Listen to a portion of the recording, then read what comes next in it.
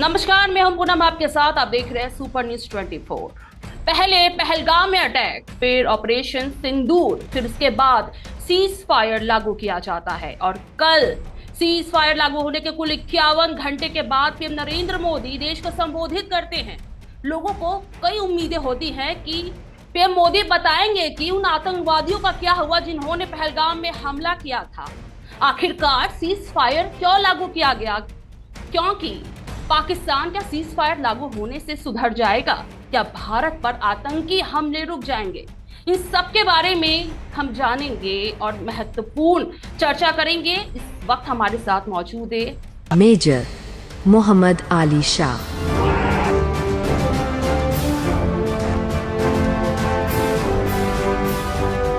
Sir, salute है उन भारतीय सेनाओं को, वायु सेना हो, थल सेना हो, हमारे जल सेना हो, उनका बहुत बड़ा योगदान रहा है जिस तरह से उन्होंने पाकिस्तान को सबक सिखाया है सर। लेकिन सर, सवाल उठ रहे हैं, कल पीएम नरेंद्र मोदी ने पूरे राष्ट्र को संबोधित किया। लोगों के जहन में बहुत सवाल है कि उन्होंने सीज फायर लागू क्यों किया अचानक, क्योंकि पाकिस्तान तो इतनी जल्दी सुधरने वाला नहीं है, क्योंकि सीज फायर लागू होने के सिर्फ 3 घंटे बाद ही वो ब्रेक कर दिया जाता है। क्या कहेंगे सर?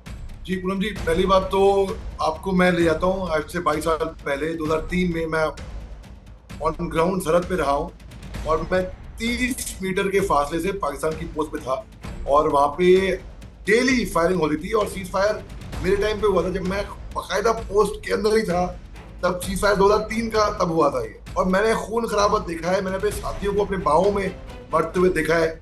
और सबसे मुश्किल काम मैंने फौज में किया है वो है जब मैं किसी के घर पे फोन करता था और बोलता था कि आपका बेटा, आपका पिताई, आपका भाई अब इस दुनिया में नहीं रहा। तो मुझे वो तकलीफ, मुझे मालूम है कितना भयानक एक युद्ध होता है, लड़ाई कितनी भयानक होती है, वो मुझे मालूम है।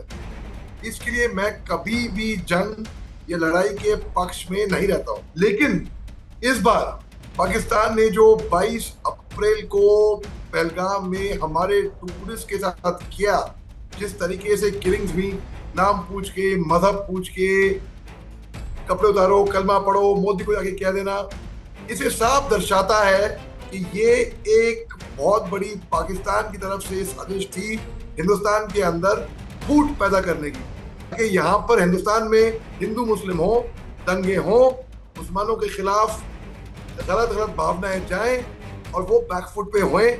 वो चिढ़ते हैं ना हिंदुस्तानी मुसलमानों से, क्योंकि जितने मुसलमान हिंदुस्तान में हैं उतने पाकिस्तान में नहीं है। और हिंदुस्तान के मुसलमान अपने वतन के लिए अपनी जान दे देंगे, बिल्कुल इतने वफादार और ईमानदार हैं अपने हिंदुस्तान के लिए।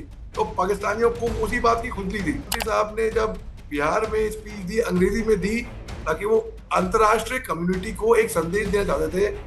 उन्होंने कहा था कि किसी भी आतंकवादी को बख्शा नहीं जाएगा, यहाँ पर उनको सजा मिलेगी, सजा जरूर मिलेगी, जिसकी वो कल्पना भी नहीं कर सकते हैं। आतंकवादियों की बची कुची जमीन को भी हम मिट्टी में मिला देंगे। आतंकवादियों को सजा चाहिए।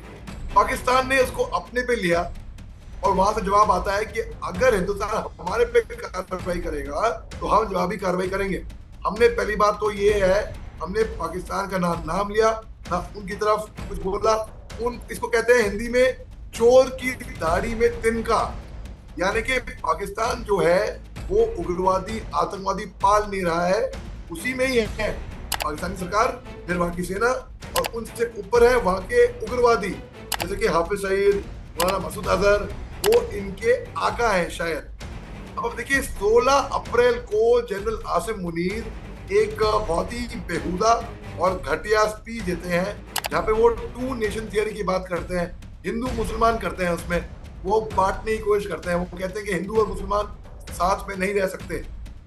अब हमने ऑपरेशन सिंदूर लॉन्च किया। ऑपरेशन सिंदूर में 9 आतंकवादी टारगेट को हमने नष्ट किया सटीक निशाने से। कहीं पे भी कोई फौजी स्टैब्लिशमेंट या रिहायशी जगहों पे हमने कहीं पे भी अटैक नहीं किया। सर, फिर भी तो पाकिस्तान का बयान आता है कि हमारे सेना को मारा गया, हमारे नागरिक बहुत सारे शहीद हो गए। सर, उसके बाद जो पाकिस्तान के जो रक्षा मंत्री हैं ख्वाजा आसिफ, उन्होंने कहा कि जैसे कि सिंधु जल संधि जब रोका गया तो उन्होंने कहा कि हम खून की नदियां बहा देंगे। और इसके साथ ही सर अब देखेंगे कि उन्होंने एक ऑपरेशन भारत के खिलाफ शुरू किया था। तो पाकिस्तान में ऐसी चर्चा है कि वो जंग जीत चुके हैं भारत से। अब इसको लेकर जश्न भी मनाया जा रहा है, जिसमें पूर्व क्रिकेटर शाहिद अफरीदी भी शामिल हुए थे। सर क्या देखेंगे, पाकिस्तान इस तरह के जो रूमर्स फैला रहा है? वो उनका जो बड़ा भाई है चीन, वो वहां से सीख रहे हैं साइकोलॉजिकल वॉरफेयर, इंफॉर्मेशन वॉरफेयर, एक प्रोपेगेंडा करना। ये घुटनों के बल आगे थे, घुटनों के बल। और मैंने टीवी चैनल पे बोला है, जब तक ये घुटनों के बल नहीं कहा, ये बिल्कुल इनको, और हमको ये नहीं मंजूर नहीं है बिल्कुल भी। अभी हिंदुस्तान की एक नई पॉलिसी आई है अगेंस्ट टेररिज्म कि अगर कोई भी आतंकवादी घटना होती है, यानी कि it will be an act of war, it will be, तो मेरे ख्याल से बहुत सही है। हम क्यों इंतजार करें एक और पहलगाम का, पुलवामा का, 26/11 का, 13 दिसंबर का? हम क्यों इंतजार करें उन आतंकवादी घटनाओं का? फटाफट हमें, अभी सोफिया पे ऑपरेशन चल रहा है, आर्मी ने 3 उग्रवादियों को ऑलरेडी ढेर कर दिया है वहां पे as we speak right now. अभी मैं लाइव से एक अलग नेशनल टेलीविजन चैनल पे इसके ऊपर बात कर रहे थे। जी सर। तो देखिए, बात ऐसी है कि अगर हम एक साथ रहेंगे, कोई ऑपोजिशन नहीं, एक सरकार, मतलब ये नहीं कि बीजेपी सरकार या कांग्रेस सरकार या आम आदमी पार्टी सरकार या कोई भी, जैसे आप बंगाल में है, बंगाल में टीएमसी गवर्नमेंट या बीजेपी या सीपीआईएम या जो मेन पार्टीज है, अगर हम एक साथ बोले हम हिंदुस्तानी है भैया, हम हिंदुस्तानी है बस, हमारा दुश्मन। अब पाकिस्तान ने फिर उस दिन रात को 15 आर्मी मिलिट्री एस्टैब्लिशमेंट्स पे हमला करने की कोशिश करी। हमारे S-400 इतने कारगर थे, जो रशियन इक्विपमेंट है एयर डिफेंस सिस्टम्स का, इस पे जब हम ला रहे थे, इस पे सैंक्शन हो गए थे तुर्की पे। अब लेकिन हमारे पे सैंक्शन नहीं हो पाए अमेरिका से, एक रिस्क था, एक जोखिम था। हो सकता है कि हम पे ये वो सैंक्शंस हो जाते, हो सकता है कि दुनिया से हम आइसोलेट हो जाते, लेकिन हमने कहा नहीं, कोई बात नहीं, हम S-400 लेकर ही रहेंगे। अगर उस दिन S-400 नहीं होते तो वो शायद इंटरसेप्ट नहीं होते, वो उनके जो प्रोजेक्टाइल्स हैं, और बड़ी भरकम मात्रा में हमारी कैजुअलिटी हो जाती। जम्मू के ऊपर ड्रोन भेजे गए, S-400 ने उनको इंटरसेप्ट करा। अब जी प्रेस, अच्छा ये बात और है कि बहुत ज्यादा इंफॉर्मेशन वॉरफेयर, र्यूमर मॉन्गरिंग चल रही है। जब जंग होता है तो सबसे पहले कैजुअलिटी होती है सच्चाई की, खास तौर से पाकिस्तान की तरफ।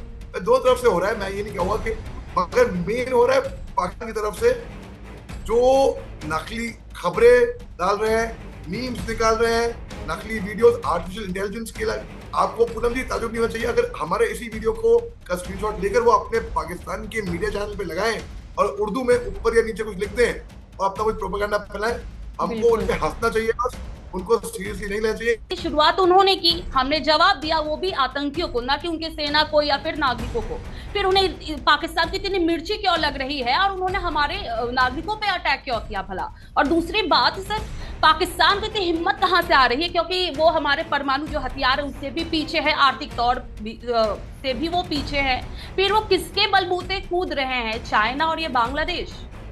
क्योंकि अगर हमारी डिफेंस सिस्टम ने ये साबित कर दिया कि वो इतनी मजबूत है, तभी यहाँ पर जो उनकी मंशा थी वो उसमें कामयाब नहीं हो पाए।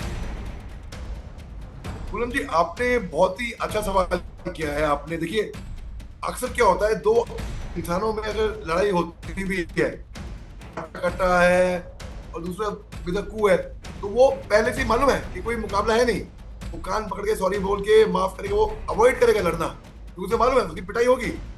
यहाँ पर देखिए, पाकिस्तान पिटा, जबरदस्त तरीके से पिटा, फिर भी उसने इंफॉर्मेशन वॉरफेयर निकाला, उसके बाद भी वो बैकडाउन नहीं हो रहा। जब सीज फायर होता है, 2 दिन पहले सुबह को IMF की तरफ से काटा जाता है अमेरिका को का पाकिस्तान के लिए। आप मेरे को ये बताइए पूनम जी, देखिए लॉजिकल बात है, सन 2001 में 11 सितंबर हुआ, अल-कायदा, उसामा बिन लादेन ने अमेरिका के ऊपर हमला किया, ट्विन टावर, पेंटागन, अमेरिका ने लॉन्च कर दिया वॉर अगेंस्ट टेरर। उन्होंने ट्रूप्स बूट ऑन ग्राउंड भेजे, लीबिया में, इराक में, अफगानिस्तान में। जनरल गद्दाफी को मार दिया, सद्दाम हुसैन को मार दिया, अफगानिस्तान की तहस नहस मचा दी। 10 साल के बाद है इनको पाकिस्तान के अंदर।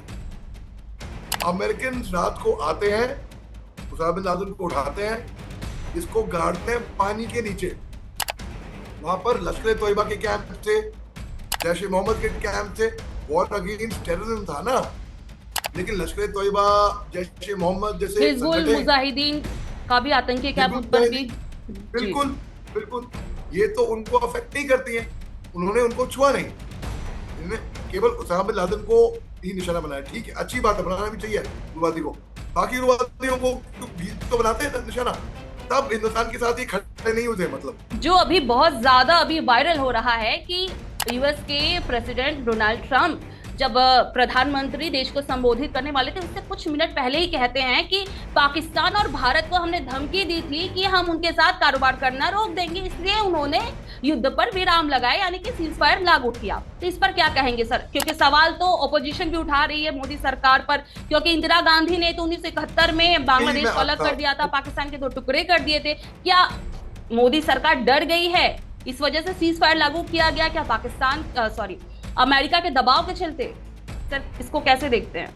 तकरीबन 5:30 बजे मैं एक नेशनल न्यूज टीवी के चैनल पे लाइव था, वहां से खबर आती है, breaking news on live on air, ये डोनाल्ड ट्रंप साहब ने ट्वीट कर दिया है कि एक युद्ध बंदी, एक सीज फायर हो गया है इंडिया और पाकिस्तान के बीच में। ये कायदे से आना चाहिए था हेड ऑफ स्टेट्स के, लेकिन डोनाल्ड ट्रंप साहब वो कौन, जब उन्होंने हमारी मदद तब नहीं करी, जिसने आपको 2000 का किस्सा बताया, तो हम क्यों सुने उनकी? फिर हिंदुस्तान की तरफ से बयान आता है कि भाई हमें कोई मीडिएटर की जरूरत नहीं है, हम अपने आप में ही सक्षम है। उसके बाद फिर सीज फायर के कुछ चंद एक घंटे बाद, 3-4 घंटे के बाद ही हमें खबर आती है, मैं स्टूडियो से निकल रहा था, फिर यू टर्न लेकर वापस जाना पड़ा, वापस स्टूडियो, रात पर वहां मिलता ही मैंने, क्योंकि पाकिस्तान ने सीज फायर का उल्लंघन कर दिया था। तब तक सीज फायर जैसा बड़ा समझौता, इंटरनेशनल समझौता जब हुआ, तो कैसे मैं मानने को तैयार ही नहीं हूं कि सरकार और सेना एक ही पेज पे नहीं है, और मैं मानने को तैयार नहीं हूं कि कोई आदेश पाकिस्तान की फॉरवर्ड पोस्ट तक नहीं है। तो यानी कि पाकिस्तान पे भरोसा बिल्कुल करना चाहिए, ये सबसे बड़ी गलती होगी। 99 में भी पूनम जी, जब उनके general Pervez Musharraf chief of army staff थे पाकिस्तान के, वो आर्किटेक्ट थे कारगिल वॉर के, तब समझौता हुआ था कि जब जाड़े हो जाएंगे, बर्फ गिरेगी, तो पहाड़ की ऊंची चोटाई में से हिंदुस्तानी फौज और पाकिस्तानी फौज अपनी अपनी जगहों पे आ जाएगी, और जब सर्दी कम होगी, जब गिरना कम होगी, तो वापस अपना मोर्चा संभालेंगे। पाकिस्तान ने चोरी छुपे इलीगली हमारे एरिया में घुसाए और हमारे मोर्चे संभाल ली, मगर हमने इनको मुंह तोड़ जवाब दिया, अपनी पोस्ट रिक्लेम करी, और उसके बाद इसके अलावा अब पाकिस्तान की जो फौजी मारे थे हिंदुस्तान की सेना ने, क्योंकि सिविल ड्रेस में घुसपैठी आए थे, जब इनको मारा तो देखा सिविल ड्रेस में इनके पाकिस्तानी आई कार्ड थे, लेकिन तो हिंदुस्तान ने पाकिस्तान की सरकार को बोला कि भाई इनको वापस लो, इनको हम तुमको शर्त देना चाहते हैं, इनको आप दफनाने के लिए। पाकिस्तान की सरकार ने कहा नहीं नहीं नहीं नहीं नहीं, ये हमारे फौजी नहीं है, हम नहीं जानते इनको। अगर एक ऐसा देश जो अपने फौजियों की शहादत को पहचाने से इनकार करता है, उन पे क्या यकीन किया जाए? अच्छा, अब ये सीज फायर डोनाल्ड ट्रंप साहब ने ट्वीट कर दिया।